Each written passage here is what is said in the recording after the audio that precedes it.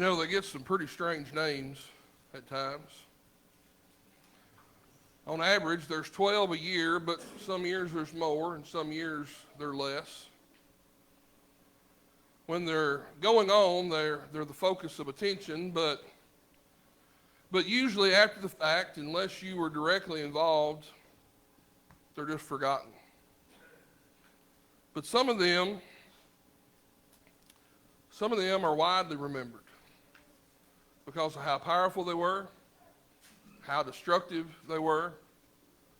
Maybe they went through an area where it didn't normally happen before. I'll give you an example of what I'm talking about.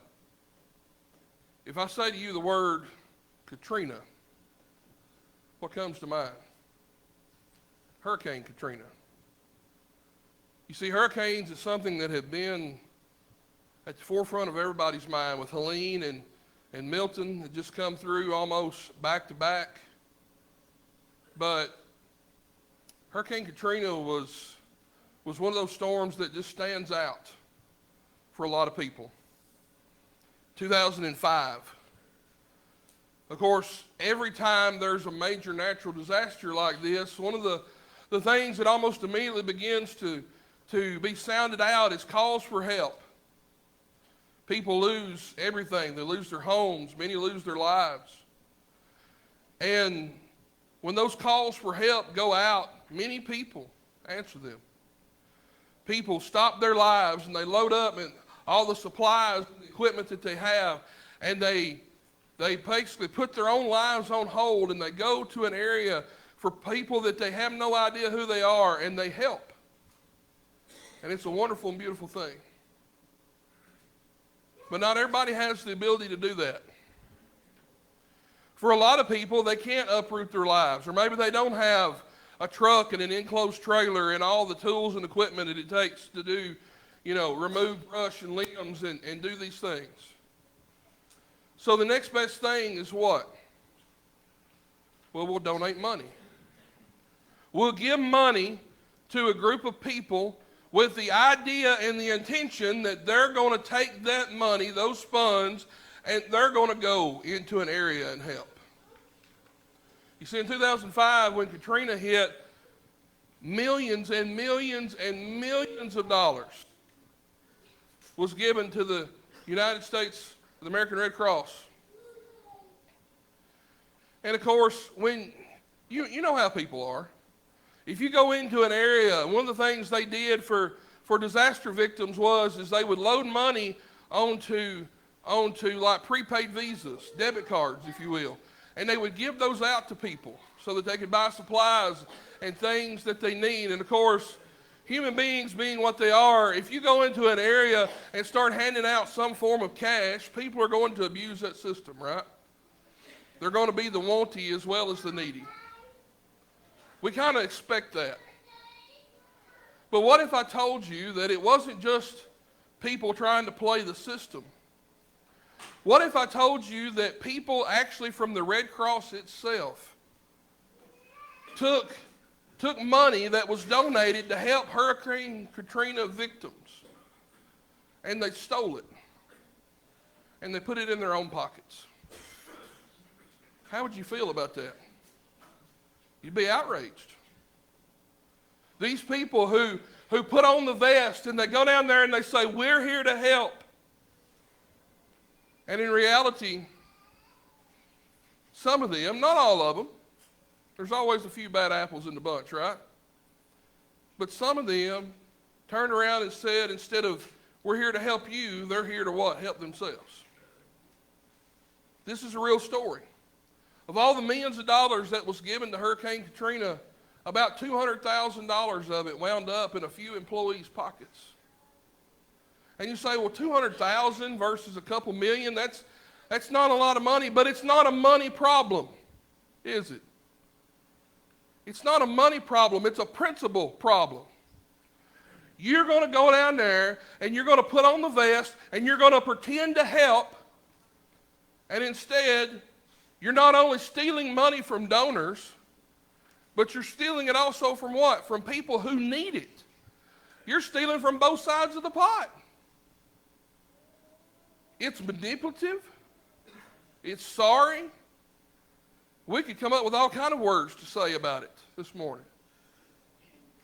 But in reality, there's one word that we kind of use to describe this.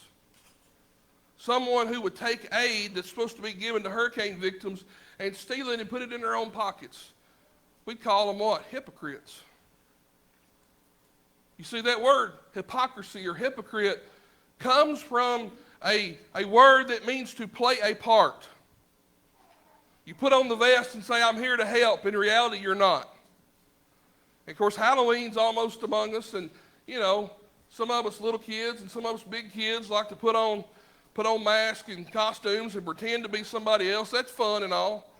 I don't like to. I did Tin Man one time, and that face paint nearly itched me to death. Like, I don't ever see Tin Man making a resurrection if I can help it. I just said that, and I'll have to do it this year. But it's one thing to pretend to be somebody else for a few minutes for Halloween.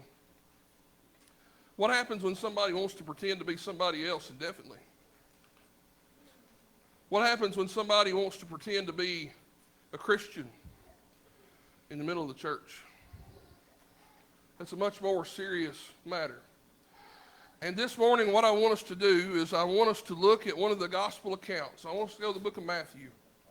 Got your Bibles, go ahead and be turning there with me. That's where we're going to go and spend the entirety of our time this morning.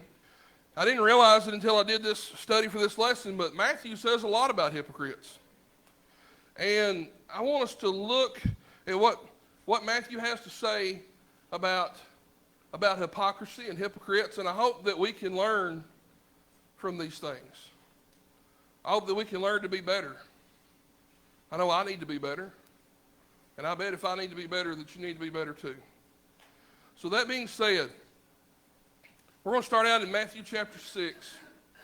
Matthew chapter 6, right here in the middle of the Sermon on the Mount. Jesus in chapter 5 starts out with the Beatitudes. Blessed are those, and goes through that list of all those characteristics of how to be a Christian. And then as we get down into chapter 6, Jesus is going to begin to talk about people who perform religious acts. And he's going to call them hypocrites. And notice what makes them a hypocrite. All right, Matthew chapter 6, beginning verse 1. Beware of practicing your righteousness before other people in order to be seen by them. For then you will have no reward from your Father who is in heaven. Thus, when you give to the needy, sound no trumpet before you as the hypocrites do in the synagogues and in the streets, that they may be praised by others. Truly I say to you, they have received their reward. But when you give to the needy, do not let your left hand know what your right hand is doing, so that your giving may be in secret, and your Father who sees in secret will reward you. And when you pray, you must not be like the hypocrites, for they love to stand and pray in the synagogues and at the street corners, that they might be seen by others. Truly I say to you, they have received their reward. But when you pray, go into your room and shut the door and pray to the Father who is in secret. And your Father who sees in secret will reward you. And when you pray, do not heap up empty phrases as the Gentiles do, for they think that they will be heard for their many words. Do not be like them, for your Father knows what you need before you ask him. Pray then like this: Our Father in heaven, hallowed be your name. Your kingdom come, your will be done on earth as it is in heaven. Give us this day our daily bread, and forgive us our debts, as we're also forgiven our debtors. And lead us not into temptation, but deliver us from evil. For if you forgive others their trespasses, your heavenly Father will also forgive you. But if you do not forgive others their trespasses, neither will your Father forgive your trespasses. And when you fast, do not look gloomy like the hypocrites, for they disfigure their faces, that their fasting may be seen by others. Truly I say to you, they have received the reward. But when you fast, anoint your head and wash your face, that your fasting may not be seen by others, but your Father who is in secret. And your Father who sees in secret will reward you. So, you see all these things here. Fasting, prayers, all these things. They're good things. They're righteous things. But what made these people hypocrites? They were doing the right things, but they were doing it for the wrong reason. You see, hypocrisy is a motivation problem. Hypocrisy is a motivation problem. You know, why are you doing what you're doing? If you go and we think about 1 Corinthians 13, if I give everything that I have to the poor and I give my body to be burned and I have not what? Love, it's worthless. If I try to do the right thing but I'm doing it for a wrong reason, that nullifies the whole thing. You go and give to the poor. You go and you say these big long prayers. You go and you fast. And you're doing it for, hey, look at me. Look how good and holy and righteous I am. Look how I can float 3 inches above the ground and I'm better than you. It nullifies the whole thing. Hypocrisy is a motivation problem. Everybody's motivated by something. Everybody does what they're doing for a reason. And when we talk about hypocrisy, if we think about somebody who would put on a Red Cross vest and go down in the middle of a hurricane and take gift cards that are supposed to be given out to people who are hurricane victims and take those and put them in their own pocket. Why did they do that? Whatever their reason is, it all boils down to one thing: selfishness. You see, when you look at hypocrisy, usually, whatever the specific situation is, whatever the details are, we think about Enron, we think about all these other situations where people have taken these great sums of money and taken advantage of other people. You boil it all down, and it comes down to selfishness. And you understand why this is such a huge problem, not only in the workplace, in the school place, but in the Lord's body. Because if selfishness rules my life, then what? I have no room for God. If selfishness rules my life, then I'm trying to what? I'm trying to be God. I want to make the rules. I want to do what I want to do, and I want to do it the way I want to do it. Think about Ananias and Sapphira. They went and sold that piece of property. I don't know what it sold for. Let's say $100,000. They wanted to look good in front of the church. They wanted everybody to think, well, we sold this piece of property and gave all the money. So they give $75,000 to the church. They keep $25,000 back in their back pocket, and they come and lay it in and say, here you go, look what good thing we've done. And the Lord struck them dead for it. Hypocrisy. They could have done a good thing. They could have said, we sold this piece of land, and we're going to keep a little money for ourselves, but here's $75,000. If somebody gives $75,000 church day, we go, whoo! But the fact that they wanted the glory and the credit like Barnabas did, like these other people did, they wanted their cake and to have it and to eat it too. And it don't work that way. Never has. Hypocrisy is a motivation problem. And the problem with selfishness is, as we continue on into chapter 7, here's the problem with selfishness. Here's the result of selfishness, if you will. Look at Matthew chapter 7 with me. Judge not that you be not judged. For with the judgment that you pronounce, you will be judged. And with the measure that you use, it will be measured to you. Why do you see the speck that's in your brother's eye, but do not notice the log that is in your own eye? Or how can you say to your brother, let me take the speck out of your eye, when the log is in your own eye? You hypocrite, first take the log out of your own eye, and then you will see clearly to take the speck out of your brother's eye. You see, selfishness and hypocrisy makes you blind to yourself. It makes you blind to yourself. You're so focused on everybody else. Well, they got this. They got a promotion. They got to do this. They got the house and all these things. In reality, what is wrong? The real problem is not the speck in their eye. It's the 2x4 sticking out of ours. You ever get hung up sometimes? Over here in the parsonage, there's a hook on the wall, and best I remember, I put up a thing to hang the backpacks on, and I come through there one day, and I hung a belt loop on it. You ever hung a belt loop on something? You know, you've seen the airplanes when they hit the aircraft carrier, and they hit that cable, and they go, whoa! You hang that hook, and it kind of jerks you back. You didn't see it coming, did you? You can't see your own problem. You got a 2x4 sticking out of your eye, and everybody else can see it.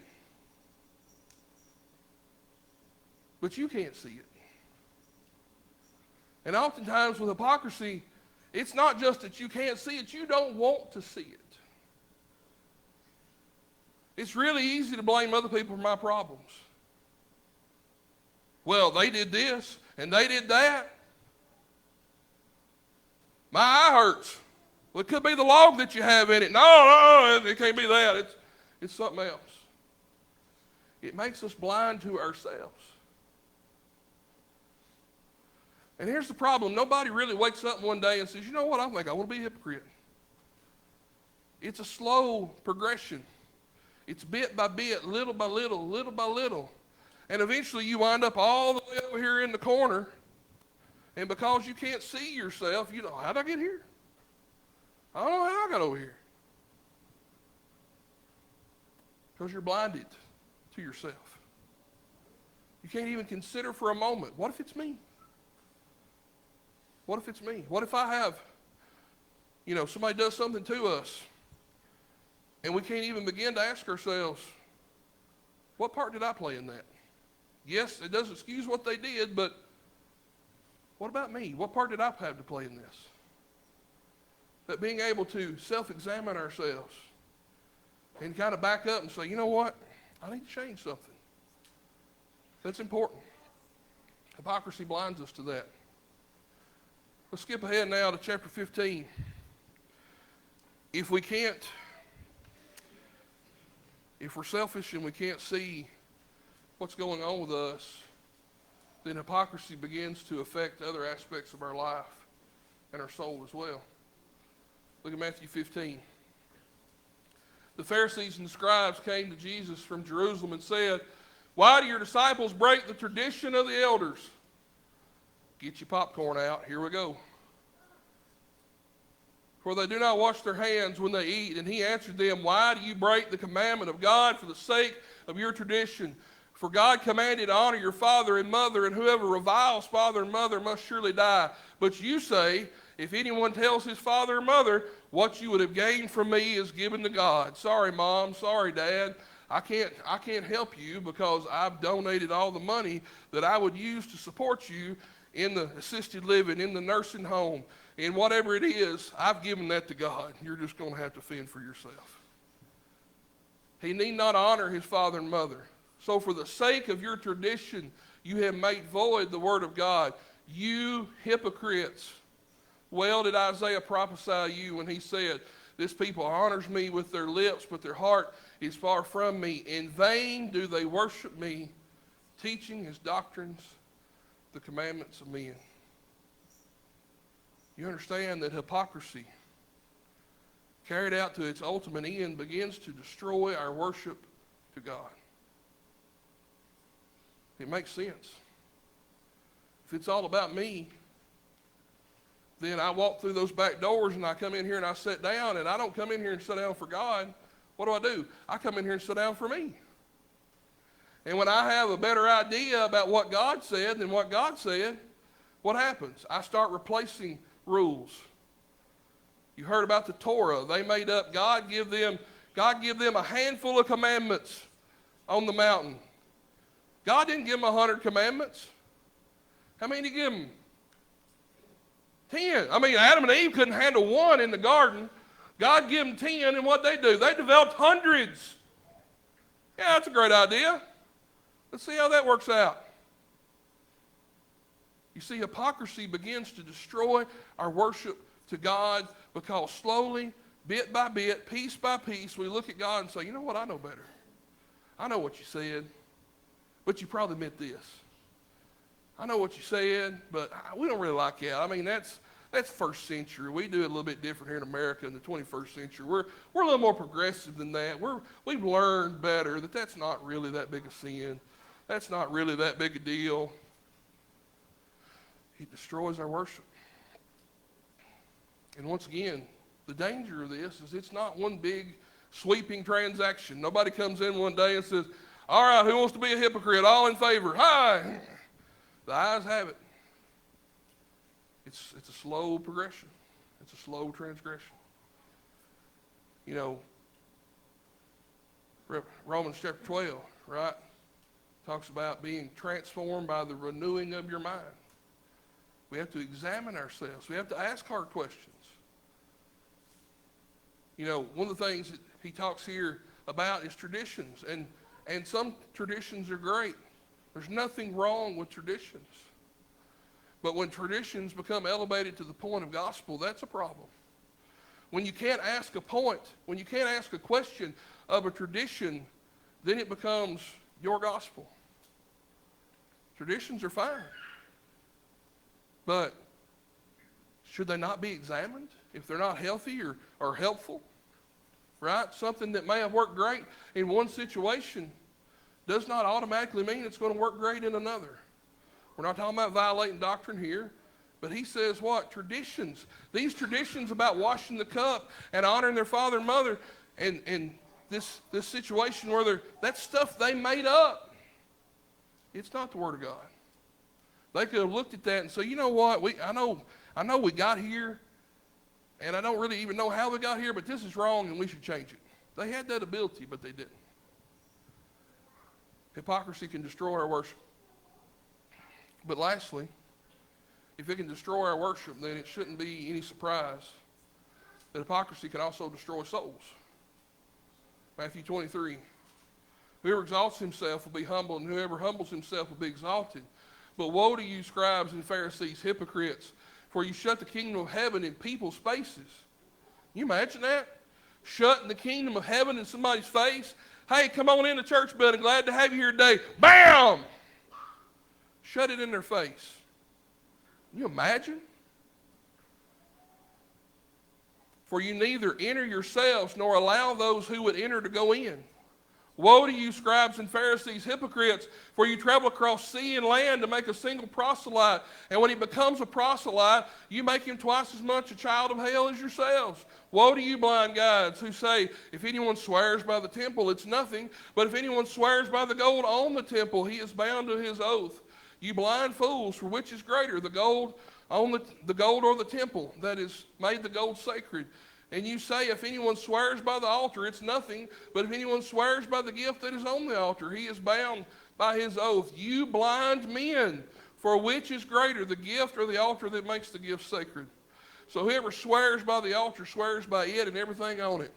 And whoever swears by the temple swears by it and by him who dwells in it. And whoever swears by heaven swears by the throne of God and him who sits upon it. Woe to you, scribes and Pharisees, hypocrites, for you tithe mint and deal in cumin, and have neglected the weightier matters of the law, justice and mercy and faithfulness. These you ought to have done without neglecting the others. You want to go tithe the spice rack? Go ahead. But don't neglect the real matters of the law. Right?